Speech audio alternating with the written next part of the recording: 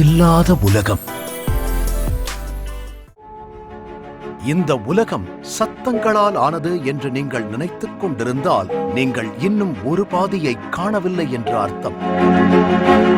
ஒரு வினாடி உங்கள் காதுகளை இறுக மூடிக்கொள்ளுங்கள். இப்போது உங்கள் முன் விரிவது என்ன? இருட்டா? இல்லை, அது ஒரு புரியாத மொழி. யார் இவர்கள்? கடவுள் ஏன் இவர்களின் குரல்களை மட்டும் திருடிக் கொண்டார்? அல்லது இந்த உலகத்தின் இரைச்சலிலிருந்து இவர்களை காப்பாற்றினாரா? வணக்கம். உட்கார். எழுந்திரு. எழுந்திரு. சத்தம் கேக்குதா? எல்லோருக்கும் சத்தம் கேக்குதா? சரி, என்னுடைய முகத்தை பார்க்கணும், வாய் பார்க்கணும். சரியா? ஆசிரியர் என்ன சொல்றாங்கன்னு கவனிக்கணும். ஒரு தாயின் தாலாட்டு கேட்காத செவிகள், தன் பெயரை கூட உச்சரிக்க முடியாத நாவுகள். ஆனால் இவர்களின் கண்களில் ஒரு மின்னல் இருக்கிறது. அந்த மின்னல் எங்கே போய் முடியப் போகிறது? இந்த மௌன போராட்டத்தின் முடிவு என்ன? வாருங்கள், ஒரு ரகசிய உலகத்தின் கதவுகளை திறப்போம்.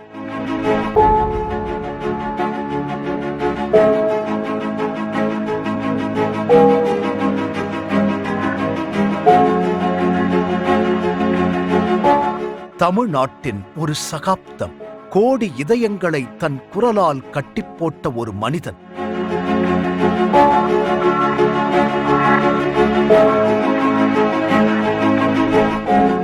அவர் வாழ்ந்த அந்த ராமாவரம் தோட்டம். இன்றும் அந்த மௌனங்களுக்குள் ஒரு பெரிய ரகசியம் ஒளிந்திருக்கிறது.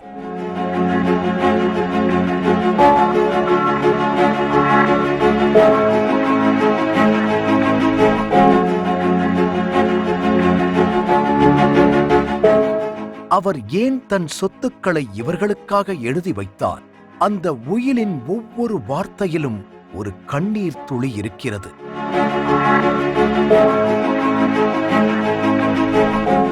நான் மறைந்தாலும் என் பிள்ளைகளின் மௌனம் அழக்கூடாது என்று அவர் நினைத்ததன் பின்னணி என்ன? எம்ஜிஆர் எனும் அந்த மாமனிதன் கண்ட கனவு இன்று ஒரு பெரும் கோட்டையாக எழுந்து நிற்கிறது. வணக்கம், என்னோட பேர் லதா ராஜேந்திரன். இந்த பள்ளி doctor MGR home and higher secondary school for the speech and hearing impaired. இது 1990ஆம் ஆண்டு துவங்கப்பட்டுச்சு. எம்ஜிஆர் அவர் பட்ட கஷ்டம் மற்றவங்க படக்கூடாதுங்கிறதுக்காக அவர் ஸ்ட்ரோக்கால் பாதிக்கப்பட்டு அவருடைய பேச்சு பாதிக்கப்பட்டிருந்துச்சு. ஆனால் அவர் சீஃப் மினிஸ்டராக இருந்தார்.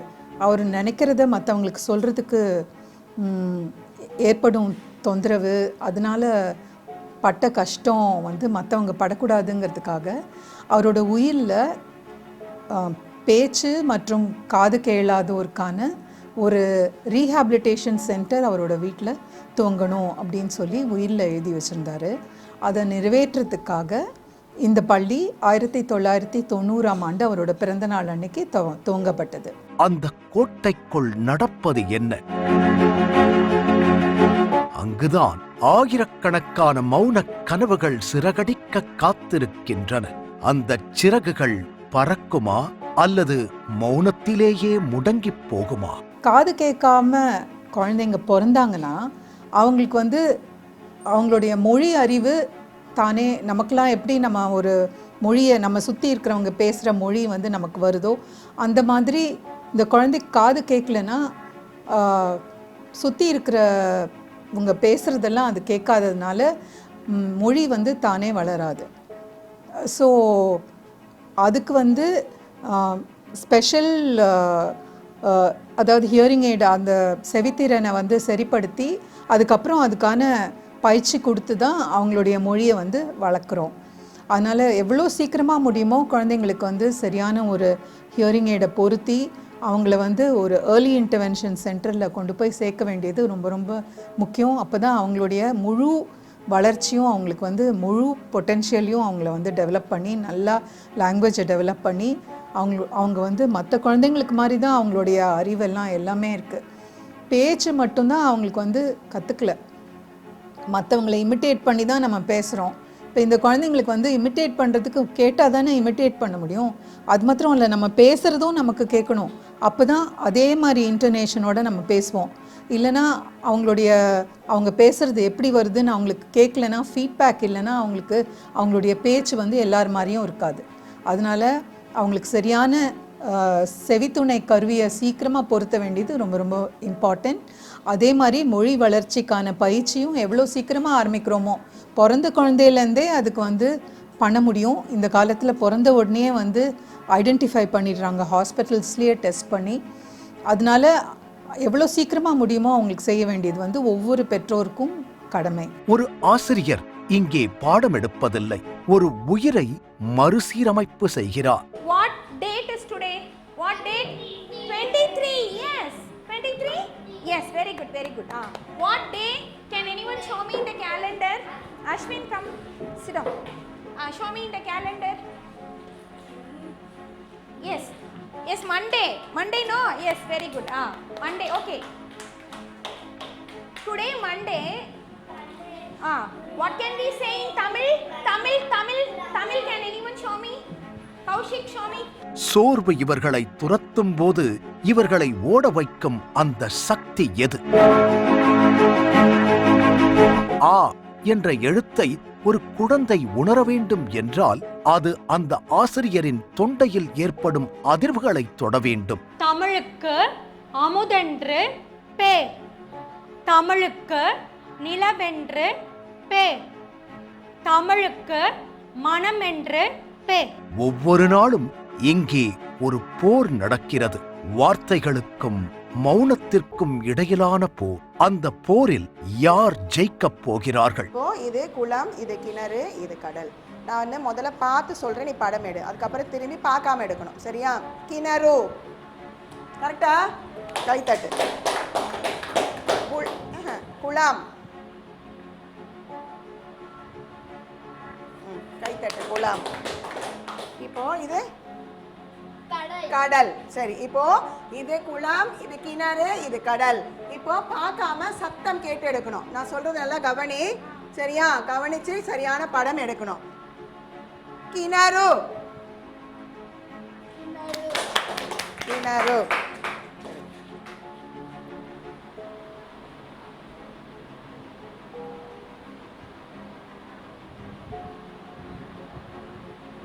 சத்தம் கேட்டுச்சா? கேட்கல. கடல், கைத்தட்டு. பண்ணிட்டாளா? கடல். ஒரு குழந்தையின் முதல் சைகை மொழி பிறக்கும் போது அங்கே ஒரு பிரபஞ்சமே பிறக்கிறது. அந்த பிரபஞ்சத்தின் ரகசியத்தை அறியப் போகிறோம். இசை கேட்காது, ஆனால் ஆடுவார்கள். தாளம் தெரியாது, ஆனால் கால்கடுக்க ஓடுவார்கள். எப்படி?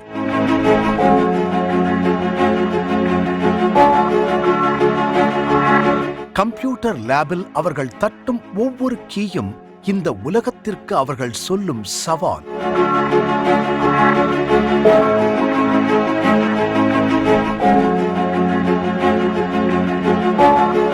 அந்த இயரிங் மோல்ட் அறையில் நடப்பது வெறும் சிகிச்சை அல்ல, அது ஒரு மீட்சி.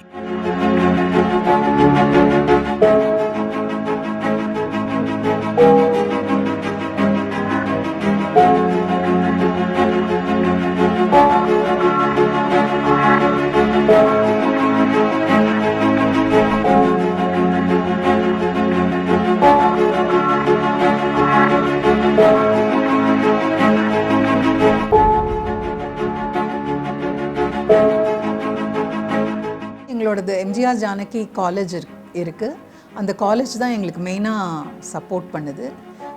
இங்கே இருக்கிற டீச்சர்ஸ்க்கு சேல்ரி, அப்புறம் ஸ்டூடெண்ட்ஸ்க்கு சாப்பாடு, அதெல்லாமும் எம்ஜிஆர் ஜானகி காலேஜ்லேருந்து அவங்க சப்போர்ட் பண்ணுறாங்க. ப்ளஸ் லாட்ஸ் ஆஃப் ரொட்டேரியன்ஸ் எல்லாம் வந்து ஸ்டூடெண்ட்ஸ்க்கு ஹியரிங் எய்ட்ஸு அந்த மாதிரிலாம் வந்து பண்ணுறாங்க. ஏன்னா இங்கே வந்து எல்லாமே ஃப்ரீ. அவங்களுக்கு வந்து எல்லா ஸ்டூடெண்ட்ஸ்க்கும் ஹியரிங் எய்ட்ஸு, அப்புறம் அவங்களுக்கு தேவையான எல்லா விஷயமும் இங்கேயே ப்ரொவைட் பண்ணுறோம். அதனால அதெல்லாம் வந்து சப்போர்ட் பண்ணுறாங்க நிறைய என்ஜிஓஸ். ஓவியங்கள் ஏன் இங்கே இவ்வளவு சத்தமாக பேசுகின்றன?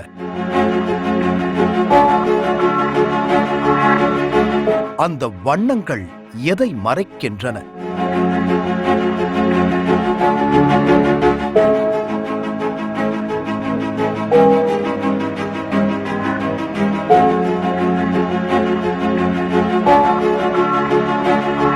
அவர்கள் விளையாடும் மைதானத்தில் கேட்கும் அந்த சத்தம் அது வெறும் கூச்சல் அல்ல, அது ஒரு வெற்றி முழக்கம்.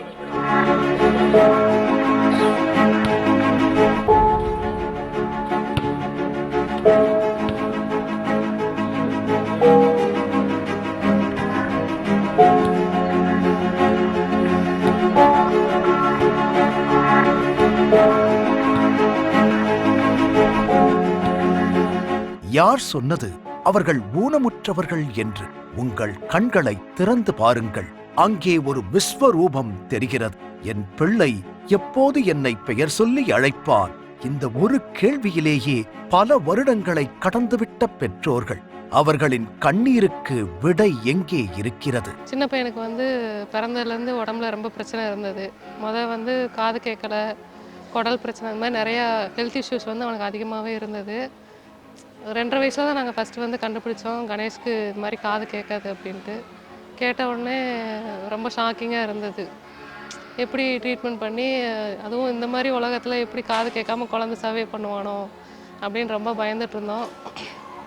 அப்புறம் செக் பண்ணி காக்லியர் இம்ப்ளான்ட்ற ஆப்ரேஷன்லாம் பண்ணலான்னு சொல்லி ட்ரை பண்ணோம். ஆனால் அவனுக்கான அதுக்கு வந்து ஆப்ஷன் அவனுக்கு இல்லைன்றதுனால இப்போ நார்மலாக ஒரு டிஜிட்டல் மிஷின் மட்டும் மாட்டி படிக்க வச்சுட்ருக்கோம்.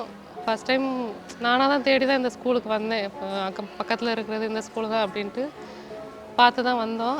வரும்போது வந்து அவன் ஒன்றுமே தெரியாமல் ரொம்ப அவனோட நார்மல் லைஃபே ரொம்ப கஷ்டமாக இருந்தது.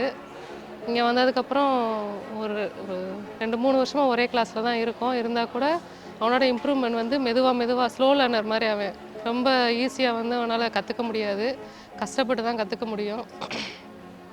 அதனால் டெய்லி ஆக்டிவிட்டீஸு நார்மல் லைஃப்பில் என்னென்னலாம் பண்ணுவோமோ அதை கூட அவனால் ஈஸியாக கற்றுக்க முடியாது. அதாவது என்னை பாருடா அப்படின்னா ஃபேஸ் டு ஃபேஸ் கூட பார்க்க மாட்டான், ஒரு பென்சில் கூட பிடிக்க தெரியாது, நோட்டு எதுவுமே எழுத மாட்டான், செய்ய மாட்டான். இங்கே வந்து அந்த ப்ராக்டிஸ் வந்து டெய்லி கொடுக்க தெரப்பி எடுக்கிறாங்க, ஓட்டி எடுக்கிறாங்க, எல்லாமே ஃப்ரீயாக தான் இங்கே சொல்லி கொடுக்குறாங்க. நல்லா பார்க்குறான். இப்போ நான் என்ன சொன்னாலும் சைன் லாங்குவேஜ் பண்ணி சொல்லி கொடுத்தா கூட நல்லா புரிஞ்சுக்கிறான். ஏன்னா அவனால் மிஷின் போட்டால் கூட கேட்க முடியுமா அப்படின்றது தெரியல. ஆனால் சைன் லாங்குவேஜ் மூலமாக கொண்டு வந்தால் இப்போ ஓரளவுக்கு நல்லா பண்ணுறான். இப்போ டெய்லி ரொட்டீன் வந்து என்ன காலையில் எழுந்திரிச்சா குளிக்கணும், பல் விளக்கணும், குளிக்கணும், கிளம்பணும், ஸ்கூலுக்கு கிளம்பணும், ஷூ போடணும், இதெல்லாம் வந்து நல்லா தெரியுது அவனுக்கு. ஃபஸ்ட்லாம் அப்படி கிடையாது. இப்போ பென்சில் நல்லா பிடிக்கிறான், ABCD 1 2 3 எல்லாமே மெதுவாக சொல்லி கொடுத்து இப்போ ஓரளவுக்கு ஓகே, நல்லாவே 3 வருஷமாக நல்லா சொல்லி கொடுத்து நல்லா கொண்டு வந்தாச்சு. இன்னும் கொஞ்சம் இம்ப்ரூவ் பண்ணுவாங்க அப்படின்னு நினைக்கிறேன். நாங்களும் சேர்ந்ததுக்காக கஷ்டப்பட்டுருக்கோம்.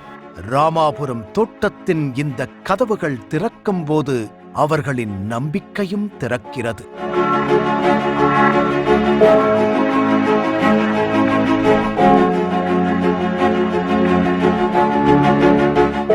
இது வெறும் பள்ளி அல்ல, இது ஒரு தவம். அந்த தவம் பலிக்குமா?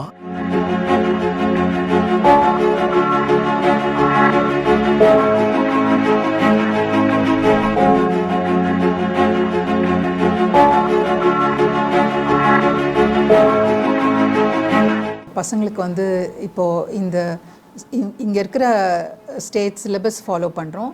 அது மாத்திரம் இல்லாமல் நிறைய போட்டிகள்லாம் கலந்து கொள்கிறதுக்கு அவங்களுக்கு ட்ரைனிங்லாம் கொடுக்குறோம். இந்த சென்ஸ் அவங்க எல்லாத்துலேயும் போய் வின் பண்ணால் தான் அவங்களுடைய செல்ஃப் கான்ஃபிடென்ஸ் இம்ப்ரூவ் ஆகும்னு நாங்கள் பிலீவ் பண்ணுறோம்.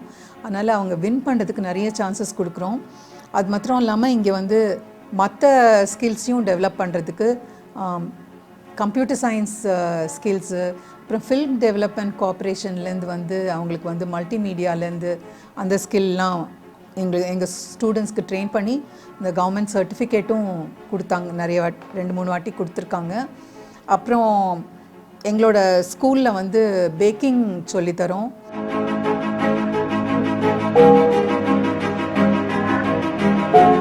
அது மாத்திரம் இல்லாமல் டான்ஸ், அப்புறம் டெய்லரிங், அந்த மாதிரி நிறைய லைஃப் ஸ்கில்ஸ் அவங்களுக்கு சைட் பை சைடு அவங்க எல்லாமே கற்றுக்குறாங்க. இந்த குழந்தைகள் இந்த சமுதாயத்தில் சரிசமமாக நிற்க முடியுமா, அல்லது இந்த உலகம் இவர்களை தள்ளி வைக்குமா?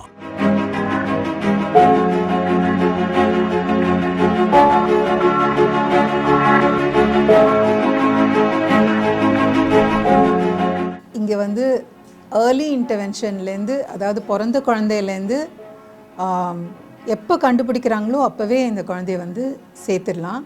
அதுக்கான சிறப்பு பயிற்சி பெற்ற ஆசிரியர்கள் பயிற்றுவிப்பாங்க. அவங்களுக்கு மொழி அழிவு வளர்க்கறதுக்கும், அவங்களுடைய கேள்வித்திறனை, எஞ்சியுள்ள கேள்வித்திறனை பயன்படுத்துறதுக்கும், அவங்களுக்கு வந்து லாங்குவேஜ் டெவலப் பண்ணுறதுக்கும் அவங்க வந்து பயிற்சி அளித்து, எல்லா குழந்தைங்க மாதிரியும் அவங்களுடைய மொழி அறிவை வளர்த்து, அவங்க முதல் வகுப்பு வரும்போது அவங்க வந்து நார்மல் சிலபஸ், எல்லா ஸ்டூடெண்ட்ஸும் ஸ்டேட் சிலபஸ், ஸ்டேட் போர்ட், சிபிஎஸ்சிலாம் இருக்கு இல்லையா, அந்த மாதிரி இந்த ஸ்கூலில் வந்து ஸ்டேட் போர்ட் சிலபஸை ஃபாலோ பண்ணுறோம். நார்மல் ஃபஸ்ட் ஸ்டாண்டர்டில் சிலபஸை தான் வந்து ஃபஸ்ட் ஸ்டாண்டர்ட் ஸ்டூடெண்ட்ஸ் படிப்பாங்க. அந்த மாதிரி அவங்களுக்கு மற்ற பசங்களுக்கு தெரிஞ்ச மொழியை விட அதிகமாகவே அவங்களுக்கு பயிற்சி கொடுத்ததுனால அவங்களுக்கு வந்து அவங்களோட லாங்குவேஜ் நல்லா டெவலப் ஆகிருக்கும். அது வந்து மெட்டர்னல் ரிஃப்ளெக்டிவ் மெத்தடுன்னு உரையாடல் மூலியமாக அவங்களுக்கு வந்து சொல்லிக் கொடுப்போம். இல்லைன்னு சொல்லிக் கொடுக்க மாட்டோம். முதல்ல அவங்க வந்து என்ன பேச நினைக்கிறாங்களோ, ஏன்னா அவங்களுக்கு மொழி அறிவு கம்மியாக இருக்கிறதுனால அவங்கள இன்ட்ரடியூஸ் பண்ணணும் இல்லையா லாங்குவேஜ்க்கு. அதுக்காக அவங்க என்ன சொல்ல வராங்களோ அதுக்கான வரி வடிவம் கொடுத்து போர்டில் எழுதி போட்டு அவங்க வந்து வாசித்தல் மூலியமாக தான் அவங்களுடைய லாங்குவேஜை டெவலப் பண்ணிக்கிறாங்க. நாங்கள் நிறைய வந்து கேள்வித்திறனை பயன்படுத்துகிற இடத்துல அவங்களுடைய விஷுவல் சென்ஸு, அப்புறம் டாக்டைல் சென்ஸு, அப்புறம் ஸ்மெல், அந்த மாதிரி எல்லா சென்சஸையும் பயன்படுத்தி அவங்களுக்கு வந்து சொல்லித்தரோம். இதோ விடை கிடைத்து விட்டது. அவர்கள் பேசத் தேவையில்லை, அவர்களின் சாதனைகள் பேசும்.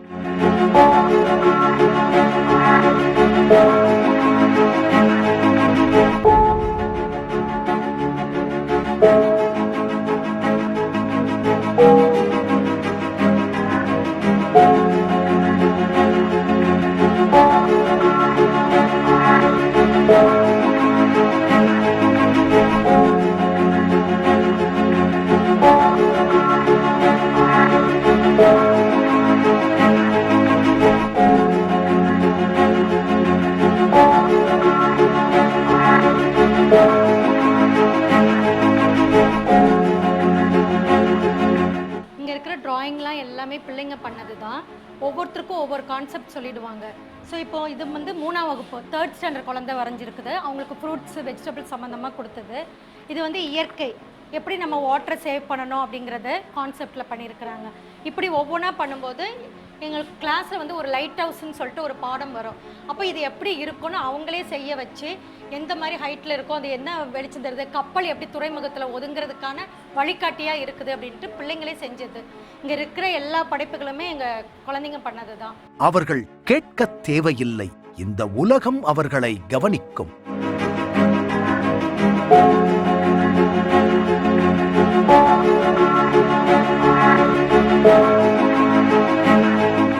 இந்த பள்ளி பல பெற்றோருக்கு நம்பிக்கையின் கதவு. நீலவானில்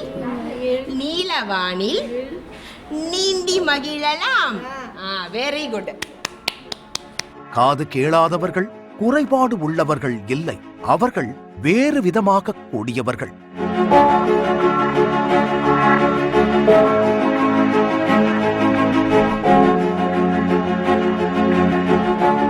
ஒரு நாள் இந்த குழந்தைகளும் நான் முடியும் என்று இந்த உலகத்துக்கு நிரூபிப்பார்கள்.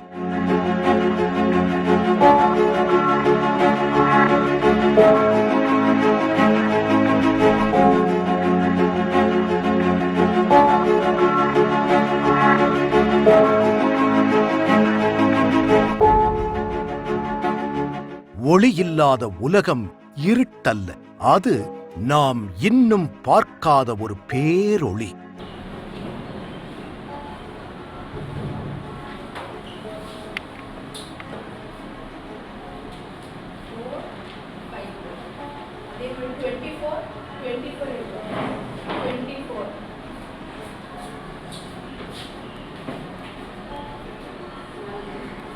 இனி அவர்களை பார்த்து பரிதாபப்படாதீர்கள், அவர்களை பார்த்து பெருமைப்படுங்கள். ஏனென்றால் நீங்கள் சத்தமில்லாமல் பார்த்து கொண்டிருக்கும் இந்த திரைக்கதை அவர்களின் நிஜமான வாழ்க்கை புரட்சி. நிலா பாரு நீலவானிலே. சொல்லு, நிலா பாரு நீலவானிலே. நிலா பெருசா இருக்குமா? நிலா பெருசா இருக்கும், அப்புறம் என்ன ஆகும்? சின்னதா இருக்கும். அதுக்கு நீ வருத்தப்படுவியா? இல்ல எனக்கு கஷ்டம் சொல்வியா? இல்ல வருத்தம் ஏதும் இல்லையே, ஜாலியா தானே இருப்ப, விளையாடுவல, ஜாலியா இருப்ப. வருத்தம் ஏதும் இல்லையே. எம்ஜிஆர் அன்று போட்ட அந்த புள்ளி இன்று ஒரு மகா காவியமாகி நிற்கிறது.